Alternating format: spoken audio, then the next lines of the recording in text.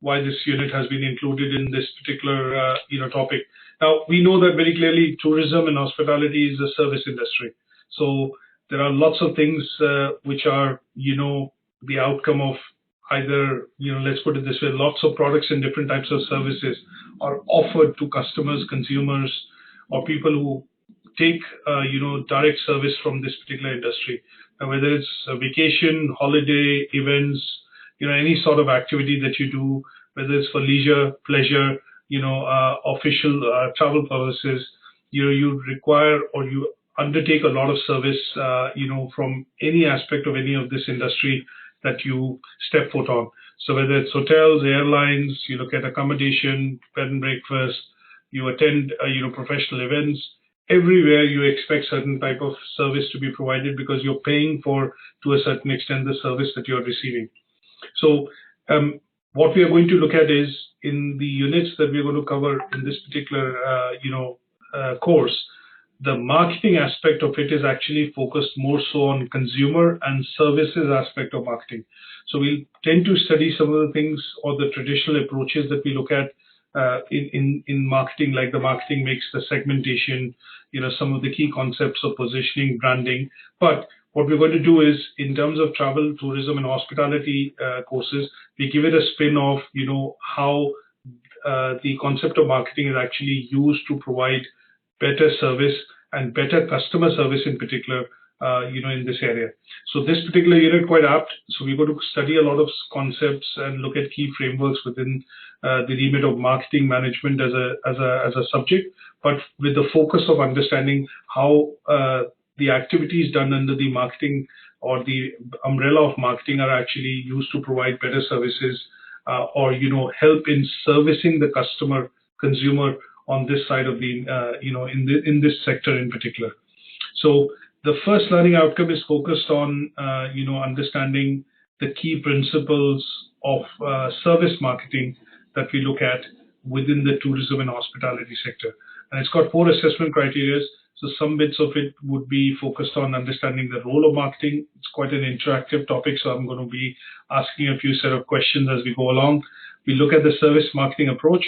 At some stage, we'll also look at dwelling into some of the activities which are undertaken specifically within this sector to promote, obviously, the sector itself, but also the activities which happen within this sector. And then lastly, what we are also going to look at is the impact of social media in particular in this sector, which is, which has created a bit of an impact in the last 10 odd years specifically, and what impact it has created. How quickly is it for you to look at a review of a particular hotel or an airline or a place that you've, had a meal or, have gone restauranting for, having a lunch or a dinner, and that kind of, allows you to either revisit, give them repeat business, or stay away from them and obviously try other locations. So the impact of social media in particular, and, the impact of communication happening through the medium of social media is quite drastic and, quite direct as far as this particular sector is concerned. I've got about 35 slides, which we're going to be looking at, covering, but the idea would be to try and dwell on a few slides which will cover the key concepts. And then after the session is over, what I'm going to do is, end up sending you, the 1 or 2 good handouts, which will kind of help summarize these concepts and the assessment criteria, and also help you doing the, the assignment task or the activity related to it.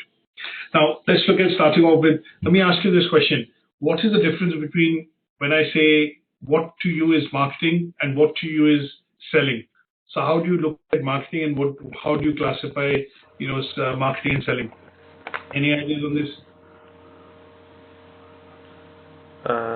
Selling is the approach. Marketing is the idea before the approach. Right. And Selina, for you? Yeah, marketing, I think, is more about making people aware of a product or a service. And selling is actually getting it into the hands of the product or the service of the customers. That's fine. Okay. So I think both of you are quite correct, but essentially, if I literally look at my own definition of, difference between marketing and selling, marketing tends to be an activity or a set of activities that you normally would do, which will eventually lead you to sell, or a company to sell, or an organization to sell its products and services to consumers. And selling is an activity that you primarily look at doing again and again, because that will help you generate revenue, or some sort of a revenue from a product or service that you are selling. So marketing tends to encompass selling, but it also looks at the broader mix of the 4 P's or the 7 P's that we look at. So before you even look at the concept of marketing and taking your services or any sort of product to the consumer, you have to end up defining a couple of things, which is to look at price, place, promotion. You look at packaging, physical evidence, a whole lot of these, the 7 P's as we call it, and those have to be taken into account. And then within each of those P's, you can still see the activity of selling happening. So when you are in a particular place, you can still sell the product. But if you haven't decided a place as far as promoting that product is there, then there is no sales possible. So an example that I would give here from my own context would be when you look at Apple in particular, and when they launch the new iPhone, or Samsung, if you look at when they launch the new Galaxy phone, there's always a phase-wise introduction of these products into the market. So the planning side of things for them, which is marketing, actually starts off when the product is ready for go to market. So they will decide on the product, which is obviously the new iPhone, the price, the place, what kind of promotional activities will go in the packaging, loads of other things, other types of P's that we look at. We have expanded now to 9 P's also. But if they decide that they're going to start off in US, then go to UK, Germany, France, then go to Australia, Canada, and they are doing a phase-wise launch, then the selling activity tends to follow the marketing, because until they've decided that this is the market in which they will launch the product or make the product available, selling as a process cannot actually start. Is that okay? So when we look at the concepts of marketing and selling, there are broad definitions. The best definitions are given by Kotler or Kotler. And here, as you rightly summarized, it's a set of activities which you undertake to be able to make products or services available to consumers. And selling tends to be an activity which you repeat time and again once the product and place and price and position have been decided, to be able to generate revenues or sales or turnover from that product, selling of those products and services. So once we understand this broad concept of marketing and selling, and there are 3 or 4 different types of concepts. There's a production concept, there's sales concept, in marketing. When we look at now, these 3 different types of concepts that we look at are going to customer with a certain set of proposition. And when you look at that particular proposition, what these concepts help us do is also differentiate the concept of marketing from selling. So if I just look at 1 or 2 lines that I've put up on the slide, when we say marketing and we look at the different aspects of process, product, price, promotion, place, people, which is this particular image that I've, which is there. It's not a very clear image, but it says that, when you do promotions, it could be done different types. You have above the line, you have below the line, ATL or BTL as we call it. And when you look at advertising, you can do it on TV, radio. So the mass media, they are normally called above the line promotions. But when you do it on, at a lower scale, which is much more localized and using, cheaper mediums, when I say of reaching out to mass consumers, it could be things like pamphlet, flyers, other sorts of things, and they tend to be, below the lines. So marketing can be defined in various ways, and it is important for us to distinguish between, the concept of marketing and selling, because both of them play a different role when we look at services side of, providing a service with respect to, the travel, tourism, and hospitality sector. One of the other definitions which is also there is marketing is a societal process, by which individuals and groups obtain what they need. And obviously, this need is actually created through a want of free exchange of goods and products or services which can happen. And in exchange, you primarily provide, say, when you look at booking a hotel, you're looking at staying overnight, you're actually using a facility, and in return, you're paying a rent or the lodging charges for the usage of that room. In in broad terms, if I have to look at, selling and summarize this and differentiate it from marketing, it normally refers to the efforts that are put in to be able to persuade customers to buy things or buy products and services time and again.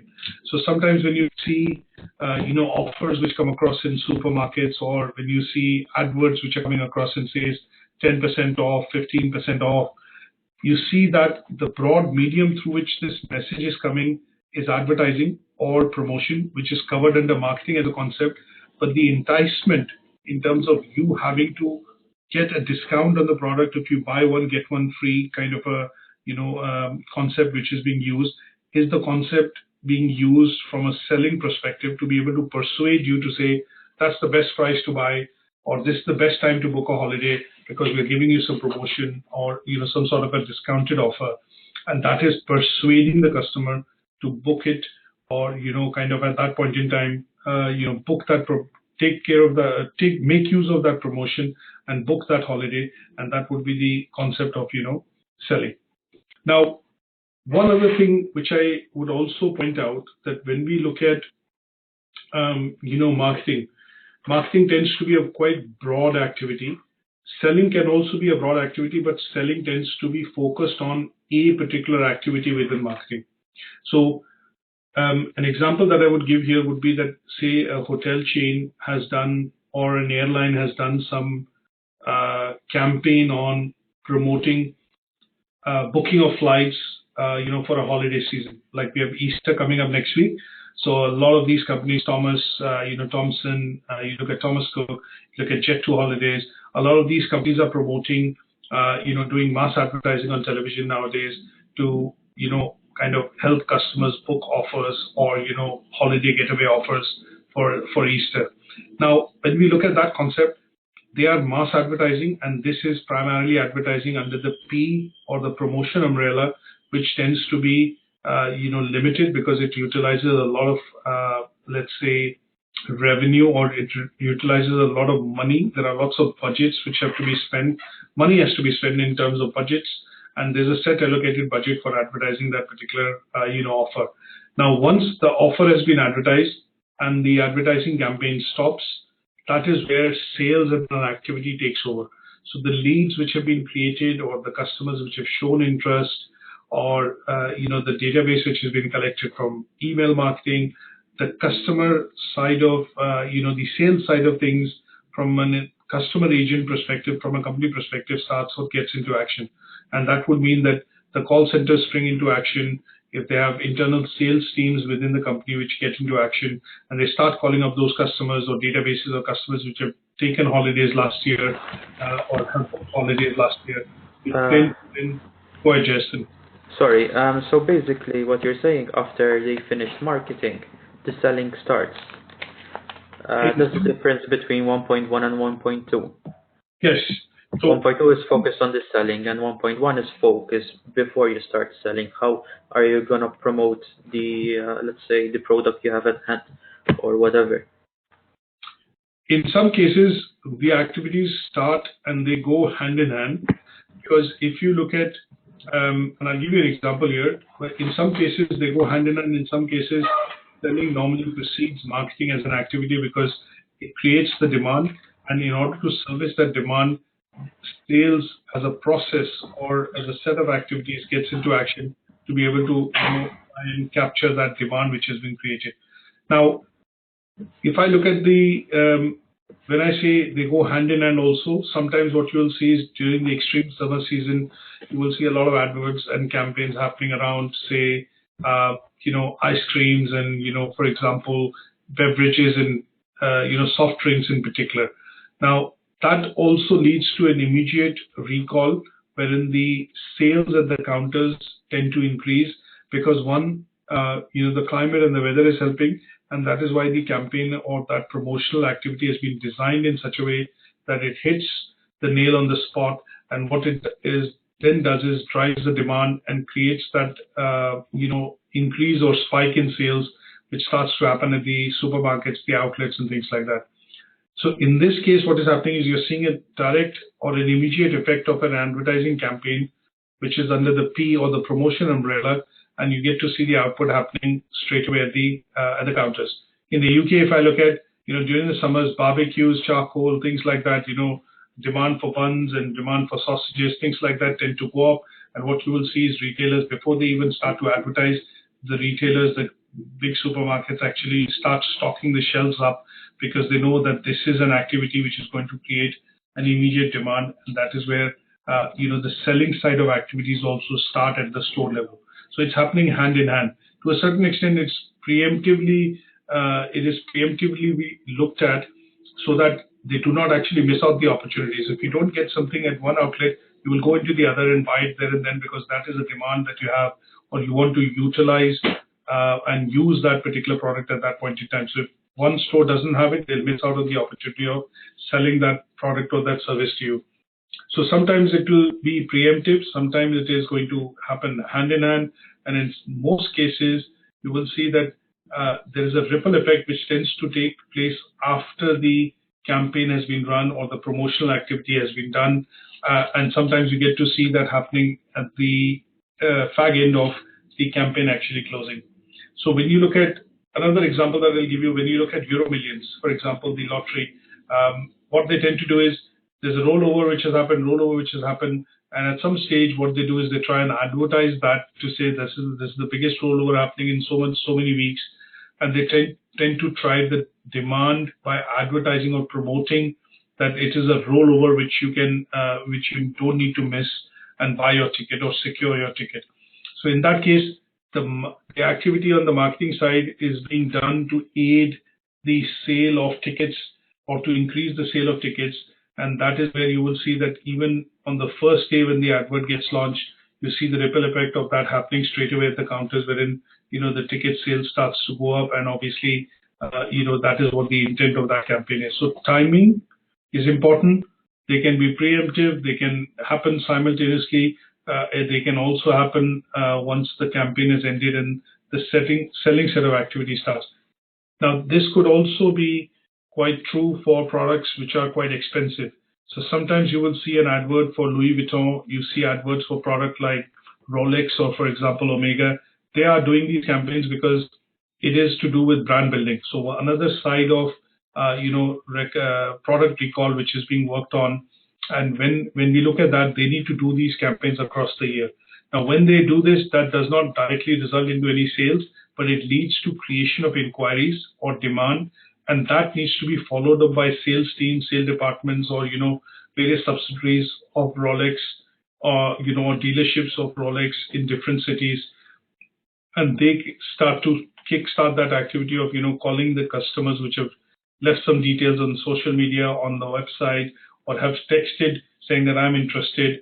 Depending on how the campaign was ran, that is where it kickstarts the side of selling activities, because then it requires the company to approach customers, look at what they want, what budget they have, any specific queries or questions that they want to cover, and then towards the end they follow up to try and close up sales. So the role of marketing, when we look at within the tourism and hospitality industry, follows both sales and the concept of marketing, but they need to be differentiated primarily because in some cases, it's primarily looking at sales. It might be too late for some of the companies advertising now to try and get bookings for the Easter holidays. It's because most hotels, most flights, and most operators would have already booked their places in, but they're only advertising maybe to get the last bit of customers who will help kind of fill the unutilized capacity in certain destinations. So if you go onto a website, for example, like Jet2 Holidays, and I say I want to go to, say, for example, Mykonos now, and you try and book, you won't even get a booking date up until May, June, because it's been fully booked. So the activity side of things, which is looking at, doing campaigns and promotions to promote that as a product or a service or as a destination in this case, has already done its job because they've oversold, overbooked. So April is booked, almost to the end of May is booked, and you can only get bookings now towards June. So the next set of activity for them to promote that destination would actually start up towards the end of May, mid of May, so that they start looking at bookings for summer. which will take them into June, July, August, and probably September. But if there is unutilized capacity and there are still vacant rooms and places which are available, that is where sales would step in, or sales team would step in to do a set of activities to sell those last bit of vacant rooms or properties, or say for example, depending on flight tickets, and that is where the sale activity will step in to basically fulfill that gap. Is that okay? Now, if I just go into the core concept of marketing. So when we look at the concept of marketing, there are different things, and how do we align that? So every business looks at putting a set of activities in place because they want to achieve certain targets or achieve a turnover, market share. There could be different objectives, but there is at the end of it some sort of fulfillment of objective that is required, and that is where this activity of marketing is being done. Mr. Raman, sorry to disturb you again. So basically, this slide 7, basically we need to speak about these 5 aspects here. Yes. These should be included in 1.1, for example, and we expand on them and even add more because there are more that can be added to these. Absolutely. So in terms of when we look at the role of marketing, what we need to be able to do is understand the key ingredients in the activity of marketing that are going to be talked about in the assessment criteria 1.1. So all businesses or business entities, basically organizations, they carry out a set of activities to create demand for their products and services, and these demand, the set of activities they undertake would be all clubbed under marketing. And what kind of activities, when they undertake, help create different types of things. So it could be creating a demand for a product. It could be looking at, in some cases, when we look at, say, for example, you've gone on a holiday, but what the hotel or the restaurant is basically looking at is getting hold of a review, which is to look at how satisfied were you with the service. So sometimes you will see campaigns are done to look at measuring quality, customer services provided, and that is where the differentiation will happen in the type of outreach which is being done under promotions to look at the activity of marketing. So it could be need, want, demands, it could be products, goods or services, it could be cost or value satisfaction. In some cases, it could be exchange transactions. In some cases, it could be network or relationship building. When you look at exchange transaction. Yes, that one. I was going to ask you that one. I couldn't understand number 4. Yeah, so when you look at car companies, when you look at the concept of hotel share, you look at the concept of Airbnb, which is a new concept which came across in the industry in the early 2013, 2014. Here, people could rent your apartment or could rent, your house or your, flat in return for a basic rent that you could pay. It came across as a concept of something called, under exchange and transaction. So rather than booking an expensive hotel, you could book an apartment, and that apartment or rent share facility came under the transaction of something called the exchange. If you look at any other industry, you look at the car industry, for example, sometimes you have offers from dealership wherein they say, okay, if you bring in your old car or you bring in your old washing machine, you bring in your old Mac, you bring in your old phone, in exchange, you will get some money or return and you can buy a new product. So you will see that exchange and transaction related offers are normally upgrade related offers in the travel and tourism industry. So they will say for an additional 10%, we can upgrade you to a premium room. We can upgrade you to premium economy. So those kind of things would then tend to be covered under something called exchange and transaction. Most companies do the outreach under some sort of marketing to always build relationship, understand their clients, build networks, which allows them to get more and more customers into their business. And at some stage, all of this is leading to helping them acquire more consumers, more customers, whichever word we use interchangeably. And that allows them to create a standing or some sort of a market share or, some sort of a cornering the market in terms of market share volume. And that allows them to, increase the sale of their products and services. But the activity always involves, the whole concept. When we look at the concept of marketing, it always involves finding new customers, new consumers. So when you look at companies in the West, they are expanding to emerging economies or countries in the Far East because that is where the growth is happening, and they want to continuously look at newer markets wherein they can create demand, they can sell their products, and that is where the focus of most of the companies now is looking at doing investments or brand building campaigns, which is through the medium of marketing in countries wherein they can see increase of sales or increase of their services, products and goods being sold, and that is where most of the bulk of investment is going in from companies. So you look at Apple, for example, it is investing in markets like India and China because they see 1.2, 1.4 billion users on mobile phones. They see the market as nascent market, and that is where most of their investments are going currently, as against Europe, traditional market, wherein they used to invest when they felt that the high-end phones can only be sold in markets wherein the economic viability is there. But over a point in time, from the time iPhone was introduced in 2007, and we are in 2019, you see that the sales of these products is increasing more and more in developing markets like India and China, as compared to the total volume in the US and European countries put together. So the focus of the concept of brand building, marketing, creation of demand is happening for a company like Apple in the markets or economies which are growing.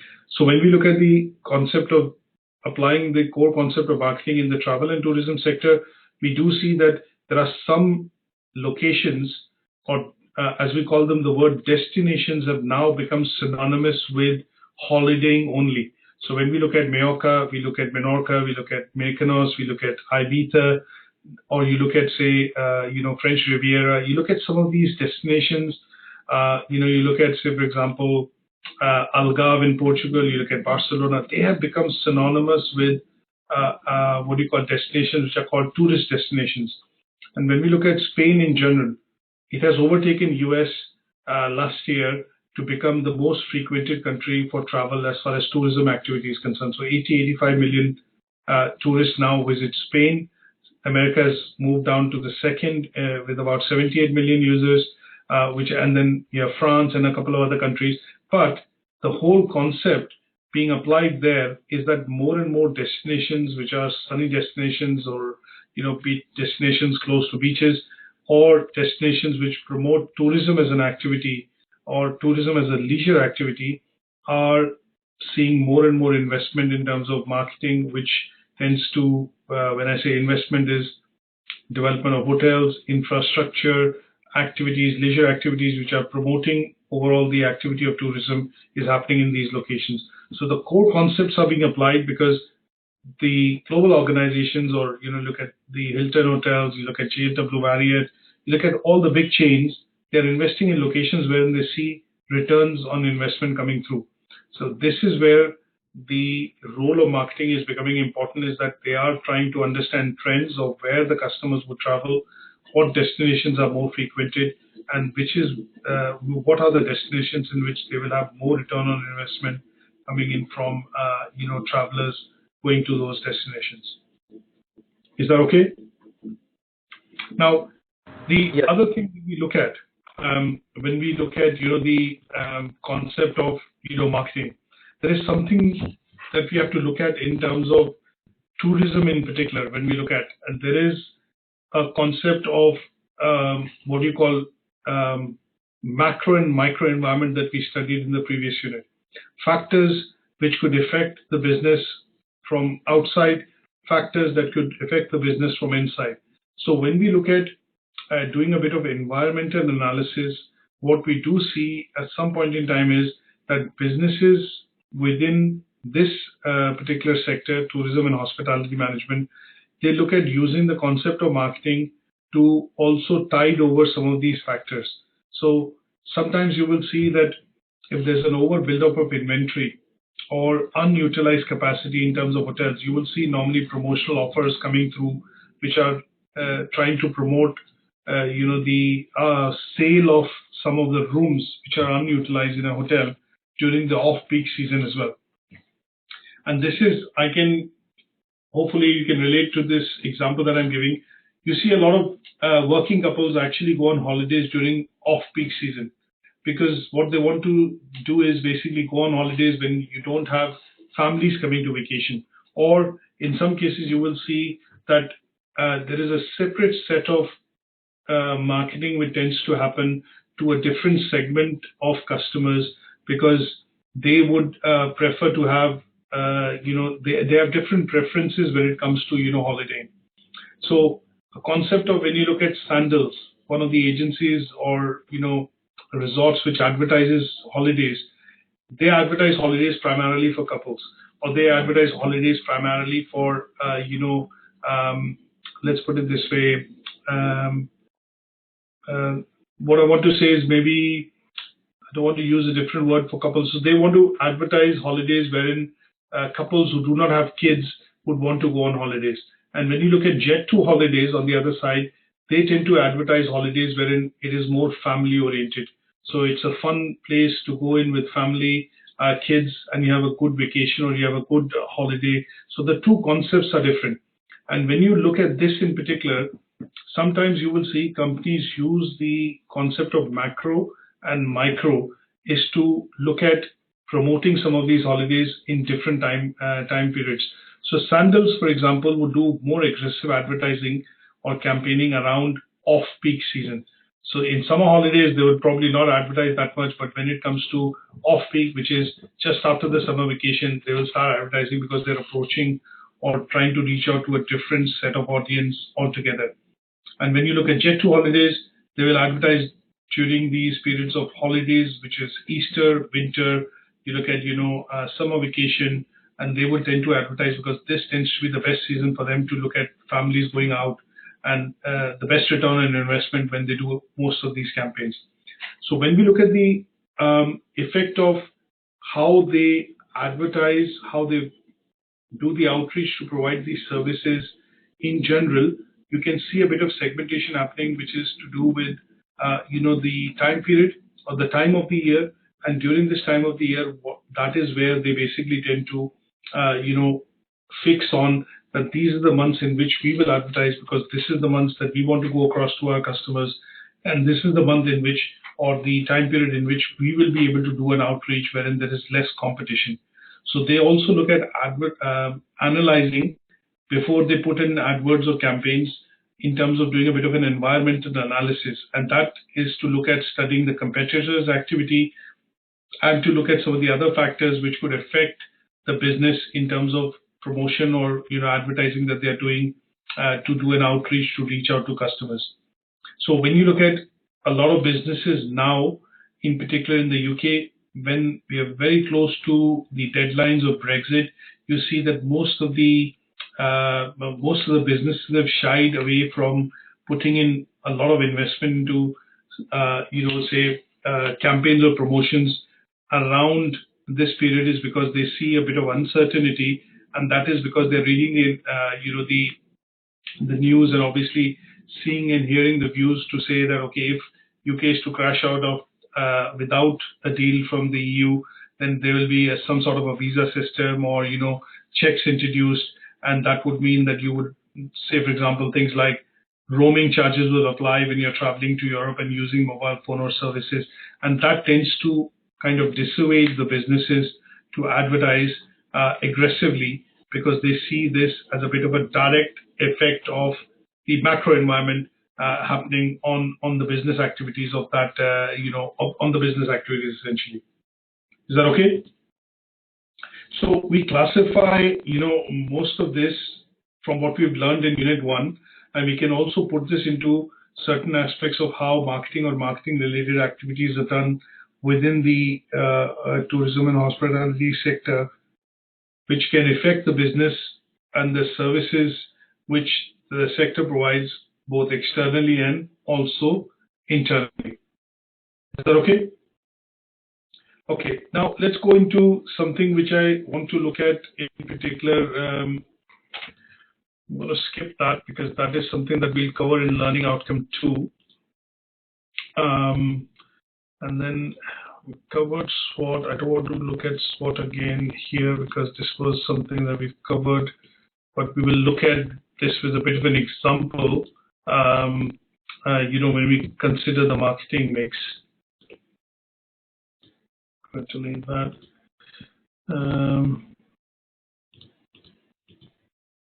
I think in terms of, let's look at some of the key concepts that we want to understand, as far as frameworks are concerned. Now we picked up two, which is the we picked up the PESTEL, and we also picked up SWOT analysis as two frameworks when we did Unit 1. Now in Unit 2, when we look at, companies doing a lot of activities, which is to gain market share, or for example, take away, competitors' market share. They want to introduce a new product in the market or a service in the market, and they want to test whether this will work or this will not work.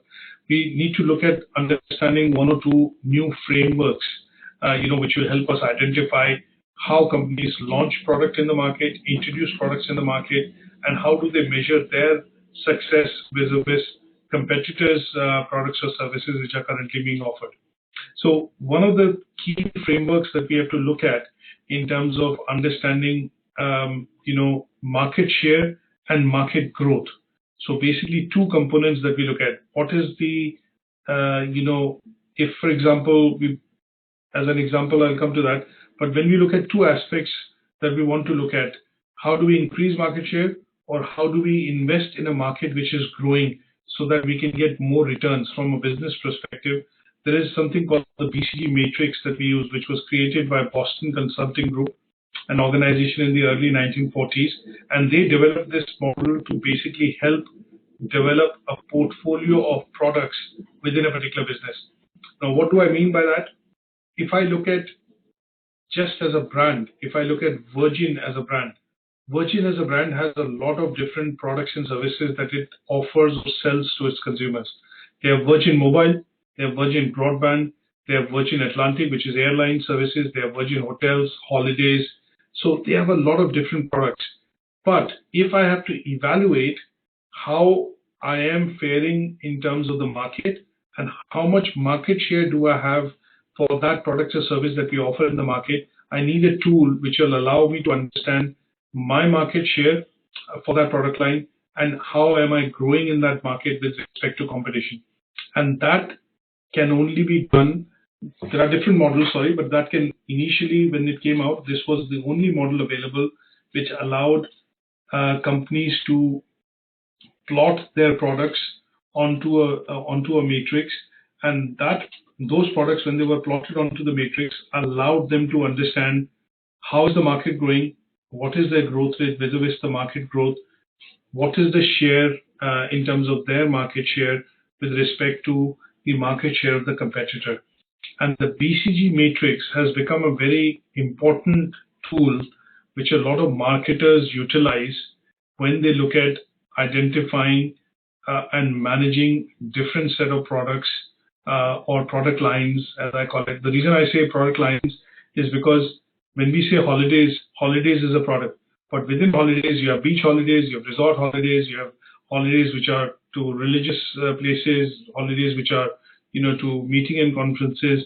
Holidays could be different types, but each of these individual segmentation of holidays would create a new product line, and within that you will have 5-star holidays, 7-star holidays, all-inclusive holidays.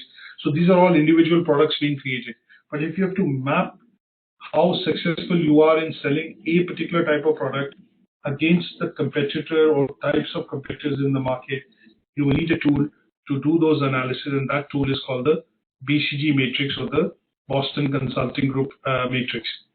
Now, this basically looks at measuring two things, as I mentioned earlier. So it tells you market share versus your growth rate in the market, and it came across with a concept of 4 different types. So they classified them as a dog, as a question mark, as a star, and as a cash cow. Typically, when you start your products or you launch something new in the market, you start from this particular quadrant, then you go into a star stage. From the star stage, you go into cash cow, and then when the product is coming to its end of its life cycle, you enter something called the dog stage. Now, why it is called a question mark? Because companies have done their research, but over the years, the research does not conclusively point to whether this product will be successful in the market on launch or not. whether the customers will take this product up, will not take this product up, will it create traction in the market, will it create a dent with, when I say dent is take away market share from competitors. You don't know. There's a lot of uncertainty around it. And that's why you have this as something called question mark. Now, in this particular quadrant, products can be plotted. And if I have to look at, say, for example, Virgin Airways or, Virgin as a product, when they have a lot of different products, I can plot, say, for example, Virgin Atlantic probably somewhere here. I can plot Virgin Trains somewhere here, Virgin Money somewhere here, or, Virgin, for example, Holidays somewhere here, and then, say, for example, Virgin Card, wherein they have a MasterCard or a credit card, which they offer financial services somewhere there. Now, this has a significance of plotting them across on this is because it tells me what is their relative market share versus growth happening in the market. So it has a significance if I plot it here or plot it here. It does have a significance because it tells me how they are doing vis-a-vis the growth of products, similar products happening in the market, vis-a-vis the market share that they have with regards to competitors. Now, this is a tool which you can apply across to study these two parameters of market growth and market share, and we can apply this to a number of products within the tourism and hospitality sector. Now, this is a bit of an activity which I'm going to send over with a template to say that choose a product or a service that you understand best, and then use the BCG matrix to plot it to see how this service is faring with regards to competitors in the market. Is that okay? So each of the stages, question mark is a stage wherein a lot of uncertainty is there. At star stage, the product starts to create a bit of traction in the market. That means the product is establishing itself and there's a lot of acceptability in the market for this product. When it comes to cash cow, the reason why it says cash cow is because the company is actually milking the product or is making large amount of revenue, turnover, sales on that product. So the product is very well established in the market. It has traction, demand, and in order to service that demand, the company is increasing capacity by providing more and more of that, which allows it to sell more and more of its products or services, and that is where it makes more revenue. So this is like the prime of that product. That means the product is entered in its prime, in its life cycle, is actually in its prime. That means it is selling, and it is selling like anything in the market. So the company is making a lot of revenue and turnover. And the dog stage is when the product declines, starts to decline, in the market. That means the sales of the products are declining, the market share is going down. There are other competitors which are introducing innovative products, and because of which, the sale of this particular product from the cash cow stage is going to a dog stage. That means it's declining. A simple example that I would give you, when PCs were introduced in the early 80s and personal computer became, started to become a commodity when they were introduced, they were in the question mark stage, but when we look at the early 90s, it started to become a commodity, but actual sale of personal PCs, skyrocketed after 1995 when internet became, a reality, or household internet started to become a reality. And from the late 1990s to the late 2010, you see PC sales skyrocketed. We were selling, or most companies were selling 1.3 billion PCs.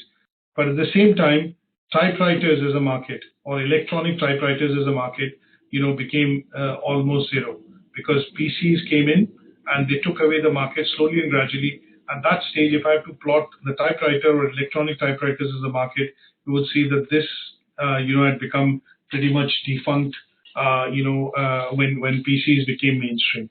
So similarly, we can plot out, using the BCG matrix and the product life cycle to see where the products are, how they are selling, and each stage actually symbolizes very clearly, at what stage or at what stage of the life cycle the product is, and these are explained here in the slide. Now, very briefly, I would primarily come to something which is to do with because we've covered some bits of details in marketing in particular, and the concept of marketing. There is the next stage is when you plan your marketing, when you plan a certain set of activities, you get into the planning stage, and that stage would then be looking at the market planning process. And that is here, what I'm going to do is I'm going to stop here because we will discuss the market planning process, the 9 P's or the 7 P's or the marketing mix as we call it, and that will take us into, what you call the learning outcome 2. Let me see if I've put together a few slides on, no, there are no slides on. So when we look at social media, when we talk about social media, according to you, what is social media? What are the social mediums that we use nowadays? Facebook, Instagram, basically Twitter. everything. Yeah, so all these have become, channels which are primarily, channels for socializing, getting in touch with individuals, putting your opinions out there, or commenting on certain things, and we use different types of channels. Now, I think in social media, if you have to look at, you have lots of different types which allow you to kind of publish media, video, text, images, and there is a wide variety. So you look at Flickr, YouTube, you look at the likes which allow you to publish video content. There are the likes which only allow you to publish, text, which is Twitter-like. You have other channels like Instagram, Pinterest, a couple of others which primarily help you, reach out or maybe do a bit of a reach out to different types of audience. Now, Facebook in particular has become quite popular, and this has become a social networking platform which is probably having now 2.3 billion viewers or users across the globe, and anybody can actually produce, consume, distribute, or disseminate, information from this particular platform. There are others like LinkedIn as well, but some platforms have become vastly popular because they've been adopted and they've got into the mainstream. But when we look at the one specific aspect of, let's say, social media, when we look at sites like FIFO, sites like Trustpilot, TripAdvisor, they have become quite important within this sector is because a lot of customers, when they use a particular product or service, they end up leaving reviews or feedbacks, or they complete surveys, and they tend to become quite valuable in terms of comments, for other users to look at when they do research. So what the internet has done is it's made information pervasive. That means the information and the access to information is now become relatively easy as compared to when we look at information which is only available as published media or through the main broadcast mediums like television and radio about 20-25 years back.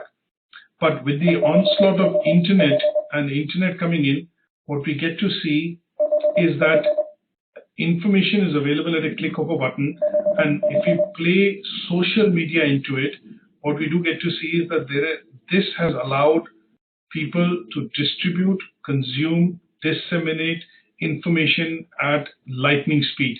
And this allows personalized content, or opinions to be viewed or aired across a set of, let's say, channels. So when we look at social media, when we look at internet, we all encompass this somehow under the context of something called, digital marketing. And when we look at digital marketing, there are different mediums of reaching out to consumers. If you want to go out to social media platforms, you end up choosing Facebook, Instagram, Pinterest, things like that. But when you go across professional platforms, you choose LinkedIn, you might choose YouTube if you're broadcasting something. But there are other platforms which have become available which allow you to get your word out there. Now, because these platforms are there and they provide some sort of a communication channel, what has happened over the years is in the concept of digital marketing, you see optimization of some of these messages also happening, popularizing, promotion of these messages also happening. And that's altogether a different concept, but that also has allowed information to travel or made the information sticky. So if I advertise on Google and if I advertise on any of the review websites, I can make that review sticky. That means that tends to be the first review that consumers would read, but I will essentially be maybe paying for that review to be sticky is because I've sponsored or advertised that review to be in place and not replaced for a number of days, weeks, impressions, things like that. Now, what we want to be able to look at in assessment criteria 1.4 is primarily understand what is the impact social media is having on the communication within this sector. So review sites is what we need to cover. We need to cover dissemination of information, and how these reviews influence decision making is what we have to cover in this particular learning outcome or assessment criteria 1.4. So if you're going to say, just going to randomly say, for example, if you want to go across to the Lake District in the UK, example, and you want to go across to, say, Lake Windermere, what you do is before you choose a hotel to stay or a location where you will visit and stay, you check out the reviews. The reason why you're checking out the reviews is because you want to understand how customers have viewed, rated the service that they've got in that particular location. Now, that is where, when you look at going on to sites like TripAdvisor, FIFO, or Trustpilot, the importance of social media comes in, because you will see that a lot of customers which have stayed there at that location have made their views vocal, have put in their personal views, and they have either rated that location as good, good, bad, ugly, excellent, and that kind of helps you make a decision that whether you will go and stay in that location, book that location, or use services in that location or not. So importance of social media primarily is that it helps and it influences your decision-making process when you look at booking places or availing services primarily in the tourism and hospitality sector. Is that okay? So any questions on what we've covered so far? I have one. Yes, go ahead, Justin, ask. Sorry about that again. I'm having this is quite new for me. I'm having some problems distinguishing between assessment criteria 1.1 and 1.2. Because I'm not sure they're kind of the same. That's why I'm having problem from where to start and everything. But I think you covered them on the presentation. Once we have it, I can see it better. So in terms of, if we look at the core meaning of, the two, one talks about the role of marketing, right? And yes, the other one is talking about service marketing approach. So when I look at service marketing approach, we need to be able to, the role of marketing is clear? Sorry? Are you familiar with the role of marketing? Yeah, because once I'm answering, let's say, criteria AC.1, I feel at 1.2 it's like the same like 1.1. I'm not sure though. I'm confusing them though. Slightly different. Let me quickly explain. I'll give an example. So when we look at the role of marketing in tourism and hospitality sector, what we're looking at is that here we're going to be talking about mostly experience-related services or activities which marketing as a process helps do to promote services within tourism and hospitality. So example, a hotel might promote its product, which is rooms or certain types of rooms, and that is basically an activity of promoting the product or the service, which is the rooms, to consumers for them to book. So the role of marketing there is to look at helping in promotions, deciding on the price, the type of place which they are advertising, and a lot of other things which are related to the marketing. I see. The one that we covered on slide 7, the core concepts. Yes. And yes, when we look at the concept of, when we say summarize the service marketing approach, the service marketing approach is focusing on what kind of services you have to think, you have to put your thinking hat on, and what you have to think then is that if you work within the tourism and hospitality sector, what kind of service do you provide to consumers? So here I'm talking about the approaches of delivering, experiences. So when you go to, say, a holiday, what you bring back with you is an experience, memories, photographs, things like that. So here the concept of service marketing is basically focused on what is required to be explained in 1.2, is to talk about how it helps in delivering these processes or these experiences. And that is where you look at things like, when we have to quantify and we talk about things like, hotels, transportation that you book, or, the flights that you take, what kind of service and offerings the sector is able to provide. So sometimes you will see when you try and book a holiday, the service marketing approach is, if you're booking a holiday, Ryanair or EasyJet will give you an option to book a hotel.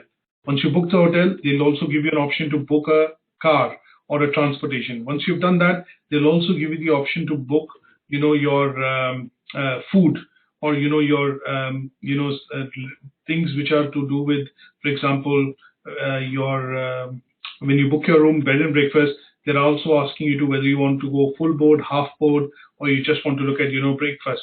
So this concept, wherein they are trying to sell you a service, but in turn sell you a service which relates to a number of services that can be provided, would be the aspect of service marketing approach that we are looking at in travel and tourism.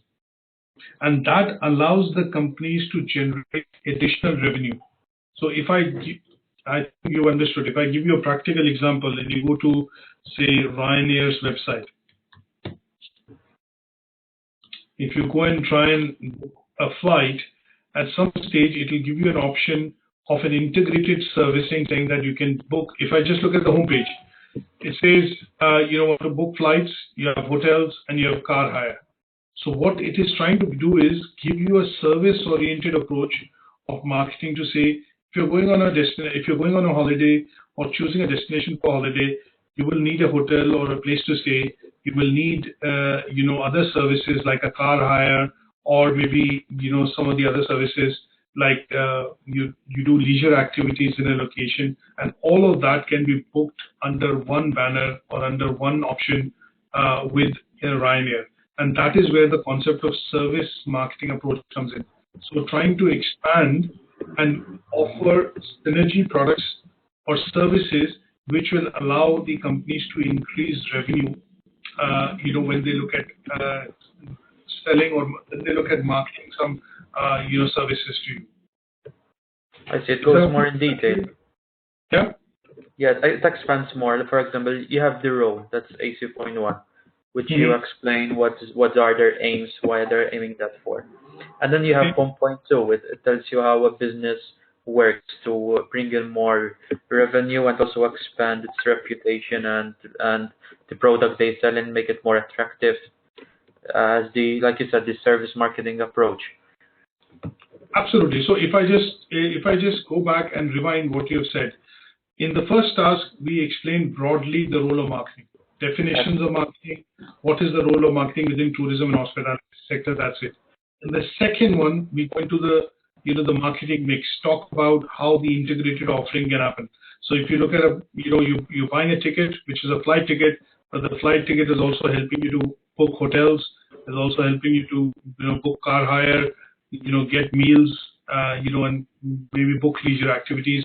And that concept, which then encompasses the marketing mix, price, place, product, promotion, all being lumped into one to try and provide you one service, would be the concept of service marketing approach.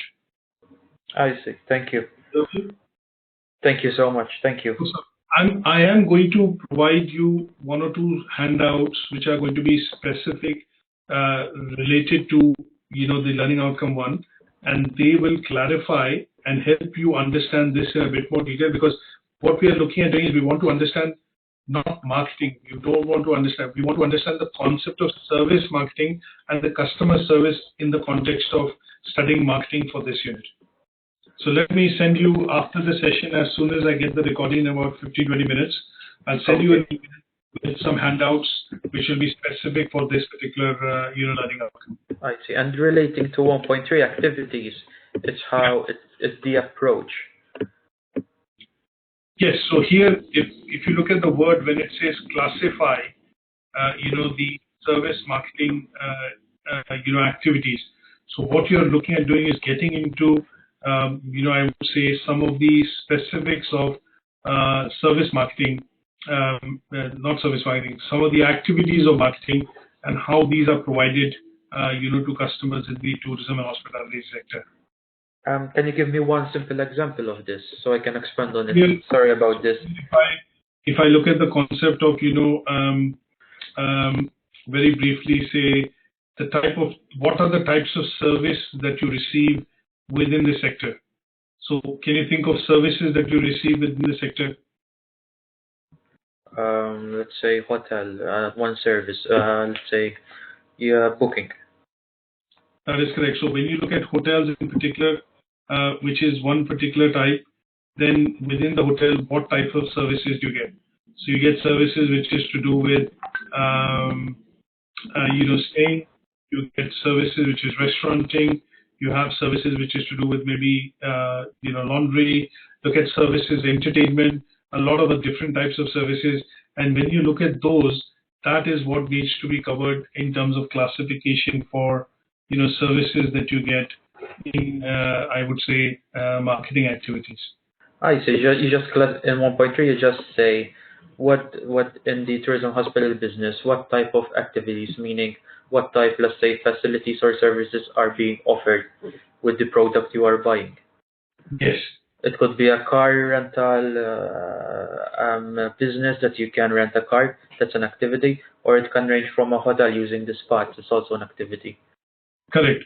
So here I would suggest that you drop a table and maybe with one particular type of, say, service, like if you take an airline, hotel, leisure activity, whatever you take, accommodation, restauranting, you take one of that as a feature, and within that classify with the table saying what type of service activities, are required or provided under that particular banner. So I can make it on one industry, or I can make it in general to bring in more examples. My suggestion would be that in this case, it is depending on how you can put this across, but generally I see that most learners would pick up one or two organization or types of an organization to expand on them throughout the assignment. So it becomes easier for you to rather than having to always start from the scratch, build a foundation, give a bit of background. Easy would be to start using one or maybe two organizations and then carry that through in terms of an example throughout the unit. Okay, thank you. Okay, no worries. Thank you so much. So we won't get into detail in this because when we look at the types of products and services, and if we get into the traditional concept of products and services, there are different types. You have tangible services, intangible services, you have heterogeneous services. Those things would be traditional remit of marketing management. But because we are understanding the service aspect of it, we're going to just pick out one service. So, and from that particular sector, you pick out one particular product, and then you classify what kind of services can you get when you look at, services marketing activities within tourism and, hospitality sector. So there, I'm going to send you a bit of a handout which covers a concept which is called the price concept that we haven't discussed in the slides, but that is something for you to read. That concept of price, when we look at services marketing, primarily looks at plan, research, implementation, control, and evaluate. So here, when you talk about a particular service under this particular assessment criteria, we will use the concept like price or the services marketing triangle, which is another concept that we are going to cover in Learning Outcome 2.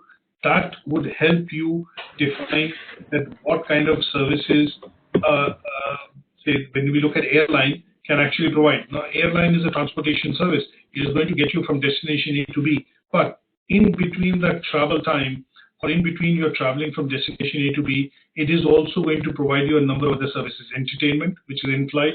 You'll also be served food. Obviously, there's a bit of an ambience and an atmosphere that you enjoy, and it helps you go from point A to B by also providing certain ancillary services that you are going to enjoy while you're in the duration of that time. And that's part of 1.3. Yeah. I see, I see. Because now you're explaining them, they look more easy. Because at first I started out, I thought I couldn't get the introduction to them, so I can expand. But now that you explain them, I get them. I get what is expected to answer these. This unit is going to be slightly elaborate, but what we need to look at is, again, going back to the concept which I'm mentioning again, is that we need to be able to apply this as a broad subject to, the tourism and hospitality sector. Mm-hmm. So there are lots of frameworks and lots of key models and approaches to cover. I think the idea would be to try and focus on just what they're asking for, because there's so much to write in each of these assessment criteria. I can write, 2, 3, 4 pages, but they're not going to be, I'm not saying that it's going to be wrong or right, but the idea would be to try and be as succinct as possible to try and pick up a product or a service and then define it in the keywords which it is asking for. So if I delete, summarize, and all this, I just need to pick up this word which is key service. I need to pick up service marketing approach. That's it. Here I need to pick up role of marketing, because everywhere you have tourism and hospitality industry. If I delete that, I don't need to even read this. But here, if I look at services marketing activities, impact of social media, that's it. Those are the key bits that I need to focus on, because each of these are, if I look at impact of social media, but from what angle? It is services marketing. You look at digital communication, like today you get your receipts when you check out from the hotel. Normally the front desk will always ask you, how do you want your receipt? Do you want it to be email or do you want a copy? So in order to save the environment, look at corporate social responsibility. If you say that it can be emailed to me, they send you a digital communication of your invoice and you receive an email. But if you want it as paper copy, they will print it out and give it to you. But it's becoming optional. So the impact of what is actually happening within this sector because of the application of digital communication, or when you book your rooms, you book your flights, you're able to print out your boarding cards yourself, are the impacts of what is happening when we look at, digital side of things, or, the use of digital technology happening within the sector. Is that okay? Okay, good stuff. So if you have any more questions, feel free to drop that to me on the email. But Thank you. Just after this, bit of a handout and the copy of the recording, two specific handouts for you to read so that you can crystallize on the concepts that we've discussed today, on the assessment criteria and the learning outcome one. Thank you. Will we receive as well the presentation you just did? This one, there is an old version of this on the Moodle, but the new version I'm going to upload just after when I send you the email. Oh, thank you. Thank you. Okay. I'm going to change some slides, but I'm going to send that across to you, and it will be updated and also uploaded on Moodle. Thank you. Okay? No Thank worries. you. So I can use it as a background, so don't go out of stuff.